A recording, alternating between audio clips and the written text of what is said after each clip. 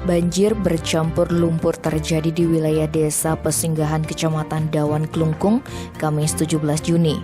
Hal itu lantaran hujan deras mengguyur seharian yang mengakibatkan sungai meluap. Akibatnya 6 rumah terendam lumpur. Kepala Pelaksana Badan Penanggulangan Bencana Daerah Kabupaten Klungkung, Iputu Widiade mengungkapkan, air sungai meluap karena tersumbat sampah. Sehingga selain membersihkan lumpur di permukiman warga, BPBD juga harus turun tangan mengatasi sungai yang tersumbat.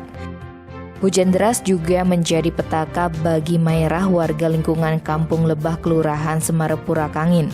Toko sembako milik wanita berusia 50 tahun ini tertimbun material longsoran halaman rumahnya yang berada lebih tinggi dari tokonya. Selain kejadian tersebut, akses menuju Pura Beji Pasekan, Desa Akah juga putus akibat luapan air sungai. Wakil Bupati Klungkung Imadi Kasta yang sempat meninjau lokasi langsung berkoordinasi dengan Balai Wilayah Sungai Bali Penide dan Dinas Pekerjaan Umum Kabupaten Klungkung.